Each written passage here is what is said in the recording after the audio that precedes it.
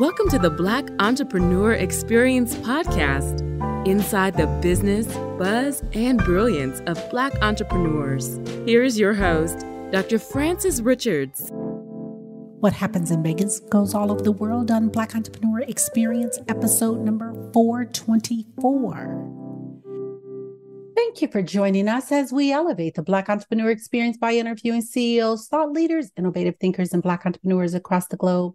I'm your host, Dr. Frances Richards. Our next guest is a dynamic coach, mentor, author, and owner of a publishing company. Welcome, Vid Lamonte Buggs Jr. Thank you for having me. You're welcome. I've given our audience such a brief bio. You have an impressive resume and you are so active in the community. Why don't you share with our audience what you want them to know about you and your businesses? I'm just a person that want to help everyone obtain their potential and accomplish their goals and dreams. And that's what my businesses focus on, whether it's publishing, getting people, authors' books out. So many people want to write a book, or so many people have stories within them and they don't know how to start. And we help them start and finish that process. Mentoring, coaching is just giving back to the community. I do a lot through basketball, where we teach life skills through basketball, whether it's young men or young ladies. So that's what I'm about. Tell us your why. Why do you do what you do? I think I was just put on this earth to do it. I've been blessed in many ways. I think all of us are blessed in many ways. Growing up, I wouldn't say I had difficult upbringing. It was very loving. Two parents, which is still that I can do anything. But a lot of the outside world came with a lot of challenges. I had early on, I had a reading issue and a speech impediment, but I was nurtured in school by the community. And I think that's why I give back. Although I was blessed, I seen a lot of my peers not have the same opportunities and blessings. So I think that's my why, mainly. I'm a giver. Talk about the publishing industry. What is something that we don't know about the industry that we should know? Well, I would say one, what we deal with a lot is that the authors or prospective authors think that the publishing company does all the promotion, right? That they hand this manuscript in and that's it. And I always explain to them it's like any other industry, music, movie industry, where the artist, the stars, the author has to promote their own book. People want to know who they are. So I would say that's number one, because a lot of people that I deal with aren't comfortable with promoting or selling, or getting out there and into the public. And it doesn't have to be thousands of people. I live by the 10% rule. Like if 10 people see it or hear about it, one's going to buy it. And then they're going to tell someone else, 10 other people. And it just multiplies like that way. That's unknown in the publishing industry. Tell us the names of the books you personally have written. Okay. My first book is You Ain't Hungry Till I'm Starving. Second one was Vid's Vittles, Vitamins for the Soul. And my third one is a short ebook. It's called Getting Out of the Dark, How to Have a Life Full of Happiness, Success, and Wealth. Out of the three that you've published, which one is your favorite and why? I would say, I don't have favorites, but You Ain't Hungry Till I'm Starving, because that was the first book published that it also appeared on some bestseller lists. But just the whole process, being a beginning author, just understanding the ropes and everything, I had to really hit the ground running on that one. When we talk about promotion, I had to really promote that. I was very naive. I hit every publication, every blogger, and every, just to review the book definitely helped. And also it's my favorite, my favorite, because it launched my company for Unique Publishing. And if someone is interested in purchasing your books, how can they get it? They're everywhere. I would say Amazon, Barnes and Nobles would be the best. Apple Books, if you're into the ebooks. There are so many brands and businesses that are dominating. Talk about a brand or a business that's dominating that you admire and why. My favorite would be Apple. They're innovative, longevity. They stood the test of time. What I really like about Apple is when you see their promotion, their commercials or whatever, they place the product. They don't make the commercial or the promotion all about the product. Some commercials you see people dancing and having a good time, and then you'll see an iPod and or whatever they're promoting. But I just love the brand. Main thing is the innovation behind them. What book would you recommend and why? I would recommend. See, you're asking a reader this question, so I would recommend The Alchemist, which is a popular book. Why it's all about a boy's or a person's journey and finding their treasure, their goal in life. But within that, this guy embarks on this journey that takes him all over, and he experienced so much. So anybody can relate to that, no matter what their goals are in life, their journey or whatever. That book is, so many people relate to that. And that's why it's amongst the top sellers for years and years and years and years. Ed, what is your zone of genius? If someone else was to tell me, it would be reading people and relating to them and helping them feel comfortable. So So you work with a lot of youth. yes, ma'am. Give us the word on the ground. How are youth? And I know you're not speaking for all youth, but what is that theme? What are they saying? What are they saying that we should know that we're not listening to? They're saying by their actions that they want to be heard. They want to be talked to, not taught that, and they need attention. I always say, I used to coach at I live in Tampa, so I used to coach at one of the best private schools in that area, and a lot of wealthy kids, but they face the same issues that the inner city kids face, which is lack of attention. Whereas different extremes, but mommy and daddy has money, and so because they have money, they think that solves everything. Whereas these kids on in both spectrums, they want attention, and so they cling to anyone that cares for them, that is going to guide them in the right way. It might be some resistance at first, but it's mainly because they're not used to it. But yeah, so the kids are that word on the street is, we want to be heard and talked with, not talked to and talked down upon. You talk about relating, connecting, communicating, and building community. What do you attribute your success to? That word community. It's no success without support in the community that brought me up. My mom and my dad instilled that I can do anything, not fear anything, hard work, having a plan, having a vision, and seeking that plan and vision through, and not to fear failure, because that's lessons learned. I attribute all that to my success. And also, speaking about community is about giving back also, right? Not taking, as the adage, a given hand is never without. So as long as you're giving, it comes back. You talked about lessons learned. What lessons did you learn? Tons.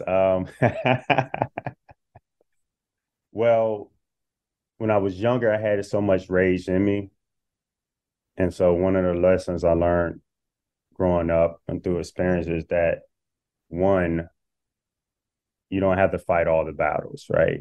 Your anger holds you as a prisoner, holds you hostage, and the world isn't that bad. right? So all this anger that I had was, it wasn't called for, so it helped me to stop being so sensitive and defensive, right?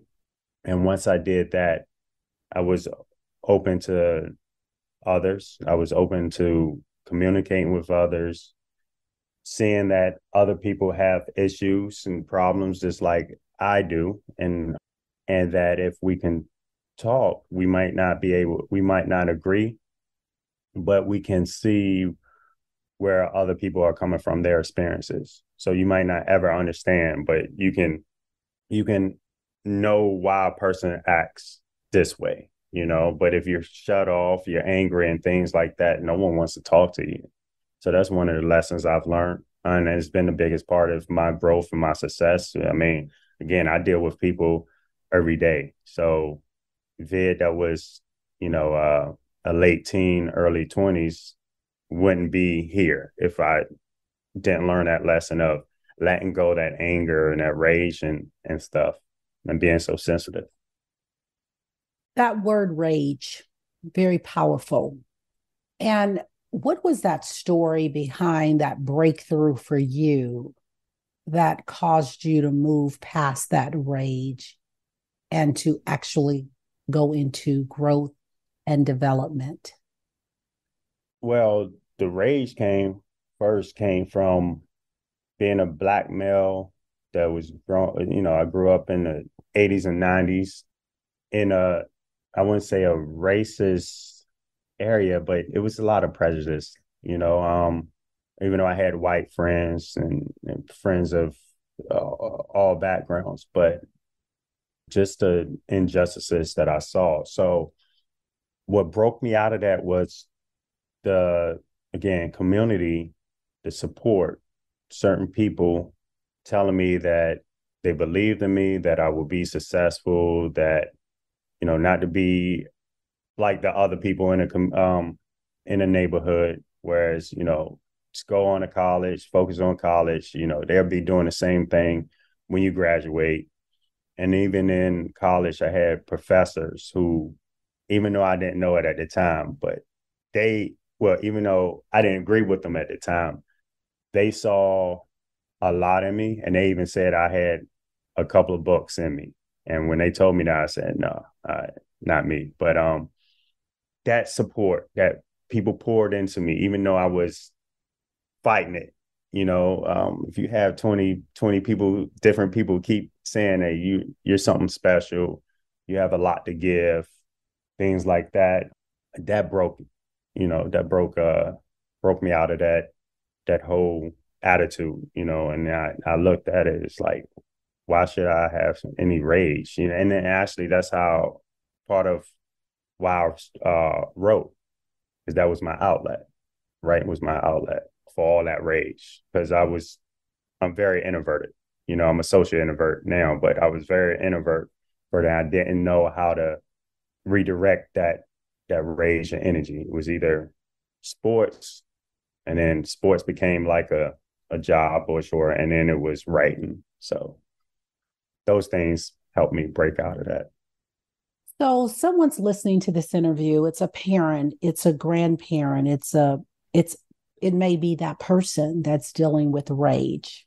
And I want you to speak to, because your expertise is dealing with youth, speak to that parent, that grandparent that's dealing with that youth with the rage, and they're trying to communicate, they can't communicate. It seems like they're being shut out. What advice would you give them?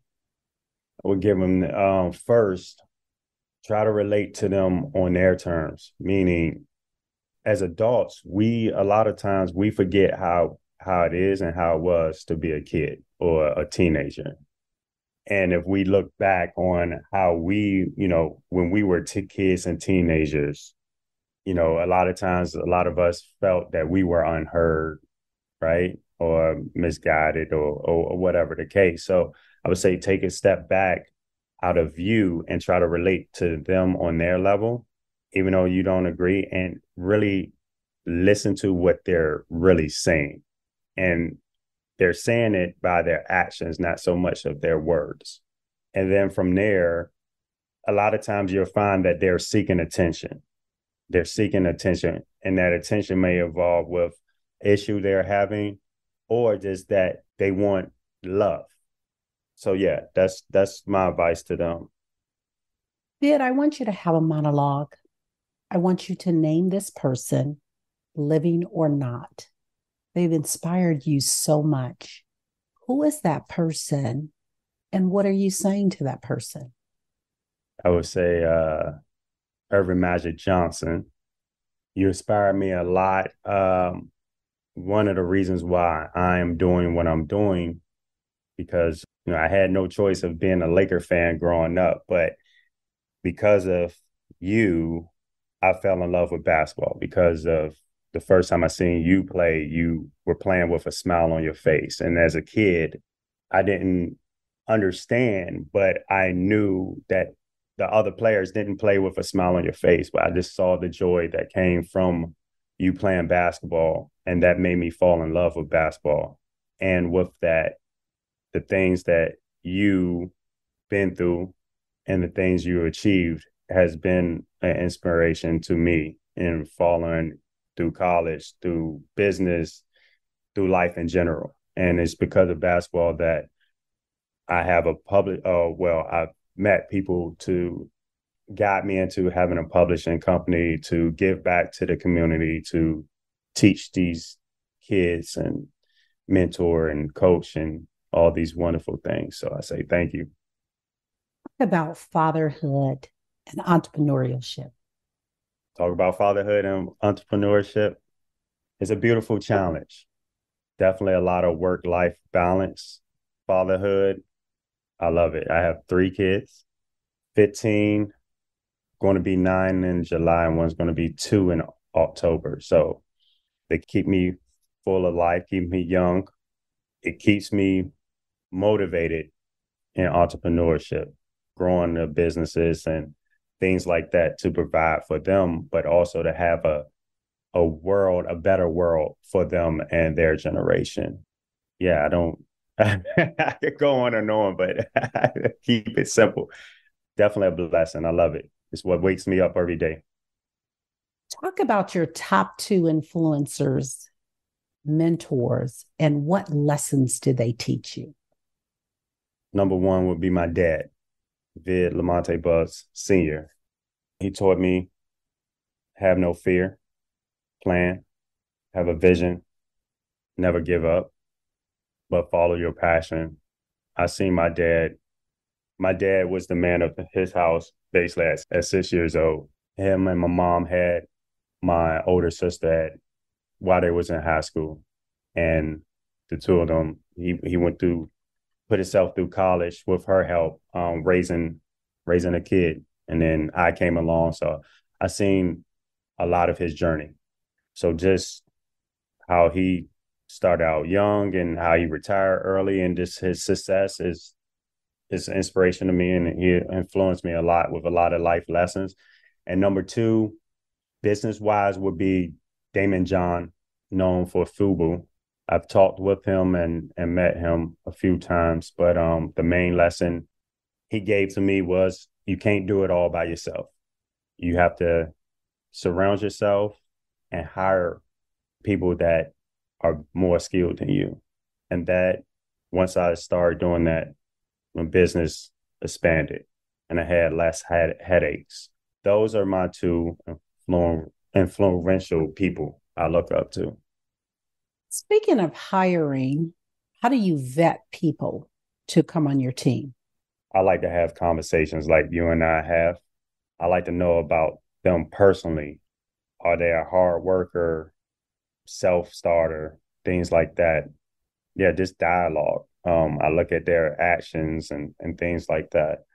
And some people are great across the board, but still not a good fit because they might want something even bigger or not as big, and that's all right. So that's how I vet a lot of people. I like to talk to them one-on-one. I have a manager that helps in the process, but just like the authors, I talk to them first because I know how it is to be an author, right? And same thing with, my staff or hiring staff. I know what I want I know what this company is about. So they have to fill into that, bring something to it, but fill in to that mission. If someone is interested in connecting with you, you talked about the book Within, and they want to get their story out, how would they connect with you? Best way is to reach out to us at info@4-u-neek, that's NIQUE publishing.com. And then within 24 hours, 48 on the weekend, but 24 hours, you'll get a response. Definitely. Talk to a younger you. What advice would you give to a younger Vid? Younger Vid, I would say, don't take everything personal.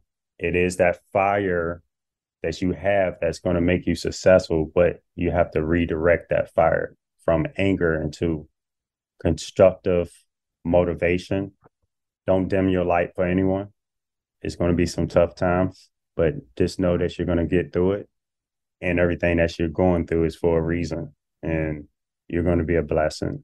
And you're going to be very blessed. And so through that, you're going to be a blessing. So just remember to not take everything or anything so personal and stop being so sensitive. Talk about mental wellness, mental health, and entrepreneurship. Oh, it's very important. A lot of times in entrepreneurship, you can feel like you're an alien. It's not too many people that really understands the ins and outs of it. Probably within your circle, you're not going to have too many people that understands. So you definitely have to have a life balance with work, because you take so much on as an entrepreneur, financial, the ins and outs of business, just other people issues and problems. So you have to make sure your mental health is in check and balanced. And I advise people to go talk to a therapist, some kind of therapist. It doesn't make you weak or anything like that, or seem weak. It's just that we need someone to talk with that's not going to really judge us. We think we have people, and we do have close friends and things like that we can talk to, but you still have a little wall up in talking to them. Whereas a therapist, someone you don't know, you can just let it out and be you, without thinking you're going to hurt anyone's feelings and things like that. So I always encourage anyone, especially my fellow entrepreneurs, to go tap in, get a therapist, even if it's once a month or every few months. Make sure you're making sure your mental health is in check. Self-care. What does self-care look like for Vid? These days, it's making sure my environment, myself, is at peace, doing the things that's going to allow me to have peace, right? Spending time with myself, in my thoughts, meditation, prayer, getting out in nature, giving back, because we are a community, we are a tribe, but filtering what comes into my life and what goes out, the energy. I'm a giver. So a lot of times for me, I will put myself last, but now self-care for me is putting myself first, because it's like getting on a airplane where they tell you if you have trouble, whatever, you take the oxygen first. Why? Because if you don't have oxygen, how can you help anybody else? Right? You got to help yourself and make sure you're good in order to help anybody else. So my happiness and my peace is first and foremost. Then I can help my kids or be present for my kids and anybody else. So that's what healthcare is for me. Just making sure I'm in balance, I'm in tuned, I'm in getting some sun, some nature, peace, and then talking to others, but early in the morning is me and my thoughts and God. And then at night, same thing. Legacy. When it's all said and done, how do you want to be remembered? I think I just want to be remembered as someone that helped others, that was caring and loving, and also that didn't give up when challenges arose, just pushed through, but mainly just helping others the best he could or best I could. What is the biggest takeaway you want our audience to leave with from this interview? For me, it's giving back. We all have a story. That's why I encourage people to write. We all have a story, and we don't know the impact that our story would have on other people's lives. And that's part of giving back.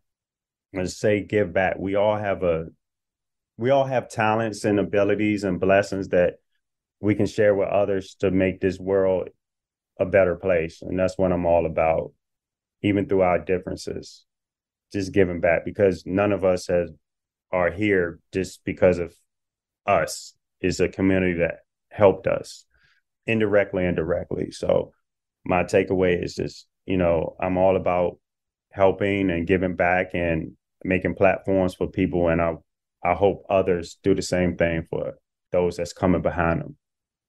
We want to have an attitude or gratitude, and this is called a thank fest.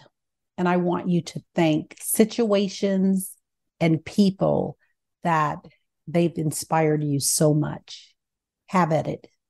All right. I want to thank, well, first, Most High, my parents, AI, Allen Iverson, Magic Johnson, Damon John, Zaki, Josh, Matt, my sisters, my cousins, my family, Yeti, girls basketball, Go Girls basketball, Teddy Lupe, you for having me on, Kit, and well, I can thank so many people. Everyone that's watching, my professors, my teachers in grade school, middle school, high school, everyone that's making a positive difference every day, whether I know you directly or indirectly, because I believe in energy and energy is transferred. And so I get inspiration in all things, the past thinkers, the future thinkers, the present thinkers, the writers, the readers, everyone that has supported me. Holly also, who set this up. Thank you. What problem exists in the world today that you would like to solve? I would like to solve homelessness. I would like to solve hate or lack of love. I would like to call it. Those are my two biggest: lack of love and homelessness. Sid, if you lost everything and you had 30 days to rebuild, what industry and why? Technology, because if you're innovative, it seems like the fastest way to build back or have wealth, whether you make an app for something or a new social media thing. I don't know what to call them anymore. You're like, whatever, not the next Instagram or whatever. I think technology would be the way I would go. If anything, what keeps you up at night? I'm an insomniac, so that's why I'm laughing. What keeps me up is usually what my plans for tomorrow or 5 to 10 years. Those plans, how I'm gonna make my companies better, how I'm gonna help these academies I'm involved with, making a better life for my kids, and also enjoying life. So those are the things that keeps me up at night. You talked about your tomorrow, your 5-year plan, your 10-year plan. Tell us which plan. Tell us your 5-year plan, your 10-year plan, and what is it? So far as publishing, I say 5, but to give it 10, we wouldn't be as big as Penguin Press and the top 5 publishing companies. Acquiring our own printing company, Z companies. A lot of people don't know that most of the publishing companies use the same printing companies, same couple printing companies or whatever. Also, out of business, this establishing my foundation, being more involved with the academies, the girls academies, the TDBA basketball academy, and just helping others reach their goals. And in 5 years, I'm going to have an initiative to help the homeless situation. Is it currently a nonprofit that your business support? We support a couple of nonprofits. The main one right now is Go Basketball, which is the girls academy. So I linked up with them, with the founder, and she's coach, came sort me out for consultant work and training. I just fell in love with the story and her passion for the community, and not just girls basketball. It's not even it's life skills center around girls basketball, but just everything they do. Like, we're on a conference college tour right now in South Carolina, University of South Carolina, where we took the girls to Florida State, and now we're at University of South Carolina. A lot of them, even though some of them are privileged and some not so privileged, but they never been on a college campus. And we have two in Tampa, but still, that's what I'm involved in, and my business is involved in right now. What brings you joy and fill your cup? Seeing other people happy and successful, reaching their success and their goals. What is one piece of advice that you are glad you took? Oh, so many. All right. Try to help one person out each day. And that can be by a smile, by a piece of advice, a hug, giving. Just help one person out a day, and you'll have a blessed day. What's trending is AI, artificial intelligence. What is your take on that subject? Right now, I love it. I look at the pros instead of, all the cons, because the cons will work itself out. I think as humans, we're in charge of the AI. So I think we get caught up in, oh, it's going to take over, but we're the ones that control them, right? But for business and things like that, I love it. We've been using AI for years, like we, meaning people, and we haven't known it, didn't really know it. But I personally love it.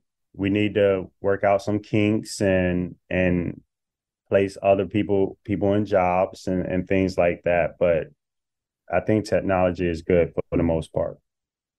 Bid, if you conducted this interview, what is the one question you would have asked yourself? I want you to ask the question and answer it. Okay. The one question I would ask myself is, what made you start writing? What made you become interested in writing? You want me to answer that too? Absolutely. Okay. I spoke upon having a reading issue. I wasn't a strong reader, but I went to a trip to Gettysburg, and on that field trip, we stopped in a mall, and I got Nas's first album, Illmatic. I heard Illmatic. It was the first person that painted words with pictures with words, sorry. And that motivated me to write. And that's where I used writing as my outlet. And yeah, through that, in high school, people found out I wrote, and I would charge them like $5 because they're like, hey, write me a letter for this girl or whatever. So I charge them like $5 and write them a letter or whatever. And so anyway, that's how I began writing. We've come to the part of our interview. It's called Rapid Round of Fun. I'm going to ask you a series of questions. I'd like you to give me very quick answers. If there's something you desire not to answer, feel free to say pass. Are you ready for the rapid round of fun? I think so. Your ideal car? Benz. Your favorite comfort food? Cheesecake. The last movie you saw? Mermaid. Little Mermaid. You relax doing what? Reading a book. Your favorite singer or rapper? Nas. Your favorite holiday? Christmas. Your favorite dance song? Cha-cha slide. What food you eat every week, no matter what? Solid. Workout or hit the couch? Workout. Vid Lamonte Bugs Jr., thank you so much for joining us on Black Entrepreneur Experience Podcast. Before we let you go, share with our audience the best way for them to connect with you and to do business with you, and feel free to leave all your social media handles. Thank you for having me first. First of all, best way to connect with me personally is I say Instagram at Vid Lamonte. Business, you can connect with us. Like I said, the email is info@4-u-unique publishing. Connect with us on social media. All of them are For Unique Publishing. My handles, you can connect with me on Facebook, Vid Lamonte Bugs Jr. Twitter, you're going to see a lot of business talk and Yankees talk. Is at VBugs.